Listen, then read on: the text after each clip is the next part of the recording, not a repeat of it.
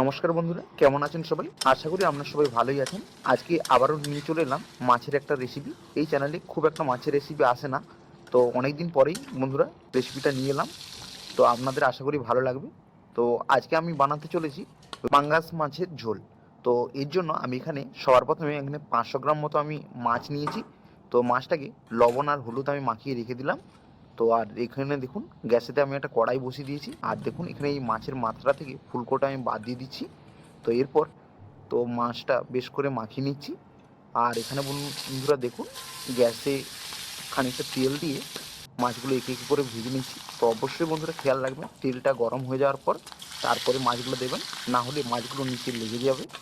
তো মাছ এতে লাস্টে ভেঙে ভেঙে যাবে। তো এইটা অবশ্যই আপনারা ধ্যান রাখবেন যারা নতুন রান্না করছেন, তো তাদের জন্য এটা খুবই জরুরি। আর বন্ধুরা দেখুন মাছে আমি একটা আলু দিব। তো যেহেতু এখন নতুন আলু, তো খুব ভালোই লাগবে।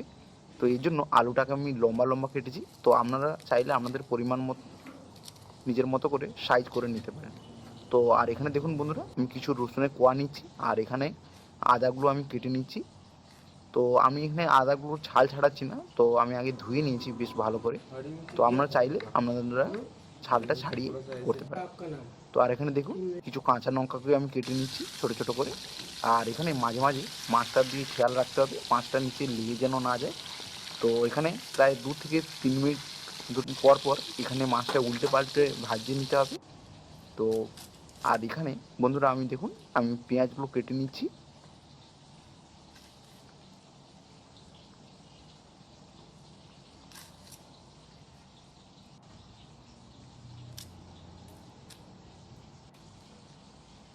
তো পেঁয়াজগুলো এভাবে খোসা ছাড়ানো হয়ে গেল। তো এরপর আর এদিকে বন্ধুরা দেখুন মাছগুলো আবারও উল্টে পাল্টে নিচ্ছি, আর মাছগুলো আমার পুরোপুরিভাবে ভাজা হয়ে গেছে। দু পিঠটা পুরো মচমচে লাল লাল হয়ে গেলে মাছগুলো আমি নামিয়ে নেব।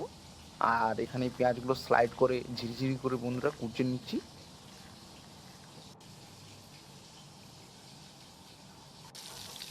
তো মাছগুলো বন্ধুরা ভাজা পুরো কমপ্লিট হয়ে গেছে। এরপর আমি একটা থালির ওপর আমি তুলে রাখছি। তো বন্ধুরা দেখতেই পাচ্ছেন মাছগুলো দেখে বোঝা যাচ্ছে যে কতটা মুচমুচে ক্রিস্পি হয়েছে। তো এভাবে বন্ধুরা মাছগুলো ভেজে নিলে তো খুব খেতে সুন্দর সুস্বাদু হয়। আর এখানে দেখুন বন্ধুরা আমার প্রথম ব্যাচটা ভাজা হয়ে গেছে, আর দ্বিতীয় ব্যাচটা ভাজা হচ্ছে। তো এই জন্য আমি তেলে দিয়ে দিয়েছি মাছগুলো।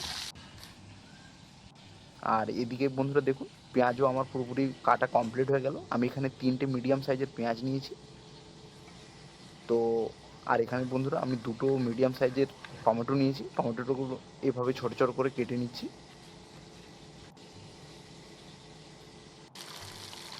আর এখানে যে আলুটা যে বন্ধুরা লম্বা লম্বা করে কেটে রেখেছিলাম সেগুলো আলুটা খানিকটা ফ্রাই করে নিচ্ছি। তো আমার পুরো ফ্রাই করা কমপ্লিট হয়ে গেছে। তো এর জন্য আমি থালিতে তুলে রেখে দিলাম। মাছ কমপ্লিট। আর এরপরে বন্ধুরা গ্যাসে ওই তেলেতেই বন্ধুরা আমি খানিকটা জিরে দিয়েছি, শুধু গোটা জিরে দেওয়ার পর আমি কেটে রাখা পেঁয়াজগুলো এর উপর দিয়ে দিচ্ছি। আর এদিকে বন্ধুরা দেখুন আদা রসুন আর কাঁচা লঙ্কাটা আমি একটা পেস্ট বানিয়ে নিচ্ছি।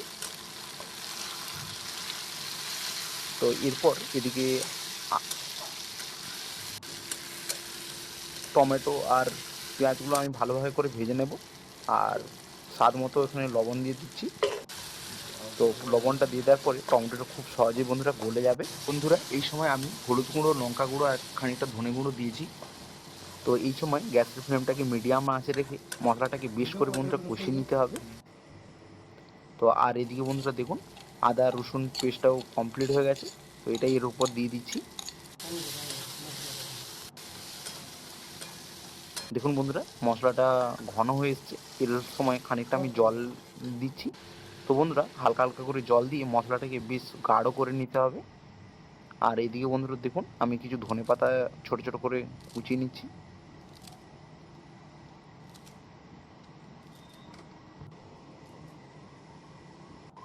তো ফাইনালি ধনেপাতাগুলো কাটা হয়ে গেল। আর দেখুন বন্ধুরা এই ঝোলেতে ঝোলটা ফুটে উঠেছে, দেখতেই পাচ্ছেন। আর আমি এতে খানিকটা আরও লঙ্কা গুঁড়ি দিচ্ছি। তো আমার হিসেবে লঙ্কা গুঁড়িটা কম হয়ে গেছে, তো সেই জন্য দিচ্ছি। তো আপনারা অবশ্যই আপনাদের পরিমাণ বুঝে ঝালটা দেবেন। তো এরপর আমি কিছু ভেজে রাখা আলুগুলো আমি দিয়ে দিচ্ছি, কারণ আলুটা তখন শুধু ফ্রাই করেছি বন্ধুরা, সেদ্ধ হয়নি, তো এই জন্য সময় থেকে দিতে হবে। তো বন্ধুরা দেখতেই পাচ্ছেন গ্রেভিটা কতটা গাঢ় হয়েছে। তো এইভাবে বন্ধুরা প্রায় 10 থেকে 15 মিনিট হয়ে গেছে বন্ধুরা। তো দেখুন এই গাঢ় অবস্থাতেই আমি মাছগুলো দিয়ে দিচ্ছি। তো আপনারা আগে জল দেওয়ার পরেও মাছগুলো দিতে পারেন। তো এই পদ্ধতিটা দেখুন একটু অন্যরকম। তো ফাইনালি দিয়ে দেওয়ার পর মাছগুলো দিয়ে বন্ধুরা ওই গ্রেভির সাথে বেশ ভালোভাবে করে একটু খানিকক্ষণ ধরে কষিয়ে নিতে হবে। তো বন্ধুরা অবশ্যই কিন্তু খেয়াল রাখবেন যে মাছগুলো কোনোভাবেই ভেঙে যেন না যায়, তাহলে খুব খারাপ হয়ে যাবে। তো বন্ধুরা দেখুন ফাইনালি গ্রেভিটার সাথে বেশ করে ভালোভাবে কষানো হয়ে গেছে। তো ফাইনালি বন্ধুরা লাস্টে আমি এখানে 2 বাটি মতো জল দিচ্ছি। জল দিয়ে এগুলোকে ফুটিয়ে নেব। আর অবশ্যই বন্ধুরা খেয়াল রাখতে হবে গ্রেভি যেন না কোনোভাবে নিচে লেগে না যায়। তো ফাইনালি বন্ধুরা এভাবে 10 থেকে 15 মিনিট মতো আমি ফুটিয়ে নেব। তো বন্ধুরা এইভাবে এই সময় আমি কোনো ঢাকা চাপা দিচ্ছি না, এভাবেই বন্ধুরা ফুটতে দিতে হবে। তো আপনারা অবশ্যই কমেন্ট করে জানাবেন যে এরকমভাবে কেউ কখনো মাছ রান্না করেছেন কিনা। তো ফাইনালি আমার রান্না কমপ্লিট হয়ে গেল, আমি গ্যাসের ফ্লেমটা অফ করে দিলাম, আর লাস্টে উপর থেকে বন্ধুরা কিছু গরম মশলা আর কিছু ধনেপাতা উপর থেকে ছড়িয়ে দিলাম। তো এরপর এটাকে সেট হওয়ার জন্য খানিকক্ষণ আমি ঢাকা রাখবো। আর ঢাকা রাখার আগে এই খুন্তি দিয়ে একটু খানিকক্ষণ ধরে নাড়িয়ে দিচ্ছি। তো বন্ধুরা ফাইনালি আমার তো মাছের রেসিপিটা দেখতেই পেলেন, এবার একটু পরিবেশন করে দেখানো যাক। তো আমার ভাত এই কিছুক্ষণ আগেই হয়েছে, দেখতে পাচ্ছেন গরম ভাত আর এরকম মাছের ঝোল। তো অবশ্যই এরকম বাড়িতে কী কী আগে খেয়েছেন অবশ্যই তা কমেন্টের মাধ্যমে জানাবেন। তো আজকের রেসিপি যদি আপনাদের ভালো লেগে থাকে অবশ্যই লাইক, শেয়ার, কমেন্ট ও সাবস্ক্রাইব করতে ভুলবেন না। তো দেখা হচ্ছে নতুন একটা ভিডিওর সাথে নিয়ে, ততক্ষণ যেন ভালো থাকবেন, সুস্থ থাকবেন। ধন্যবাদ।